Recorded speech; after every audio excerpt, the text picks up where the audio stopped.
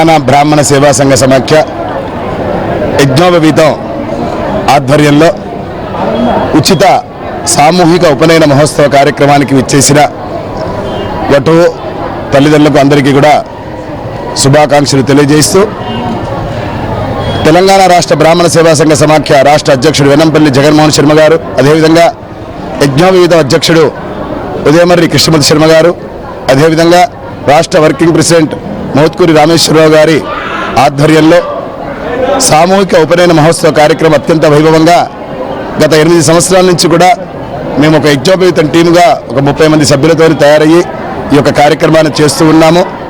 బ్రాహ్మణుడు ముఖ్యంగా ఉపనయనం కాంది ఏ కార్యక్రమాలు అంటే పూజా కార్యక్రమాలు కానీ దేవాలయంలో పూజలు కానీ ఏదైనా చేయడానికి అర్హత ఉండదు. కాబట్టి 8 సంవత్సరాల వయసులోనే ఈ యొక్క ఉపనయన కార్యక్రమం చేసి ఈ రోజు నుంచి ఆయన బ్రహ్మచారిగా దేవాలయంలో పూజలకు కానీ వివాహానికి కానీ దేనికైనా పనికొస్తాడు. కాబట్టి ఉపనయనం చేసి వేద పాఠశాలలో వేసి ఆయన 16 సంవత్సరాల తర్వాత వచ్చి ఈ యొక్క అన్ని కార్యక్రమాలు చేయడానికి అర్హత పొందుతాడు. కాబట్టి ఆ యొక్క ఉపనయన తంతుని వివాహం కంటే ఎక్కువగా ఈ యొక్క తంతు 3 రోజుల కార్యక్రమం ఉంటుంది.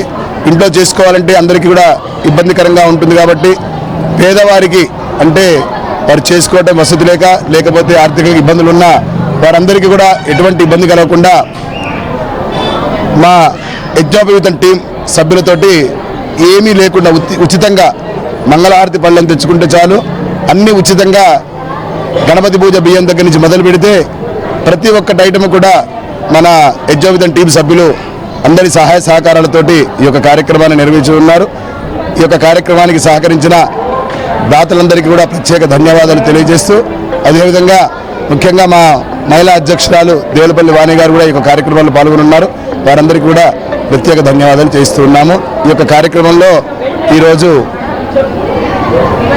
మాజీ మంత్రి ఎర్రబెల్లి దయాకర్ రావు గారు, అదేవిధంగా మాజీ ఎమ్మెల్యే దాస్య వినయ్ భాస్కర్ గారు, అన్ని రాష్ట్రాల అన్ని జిల్లాల అధ్యక్షులు కూడా ఈ యొక్క కార్యక్రమాల్లో పాల్గొనడం జరిగింది.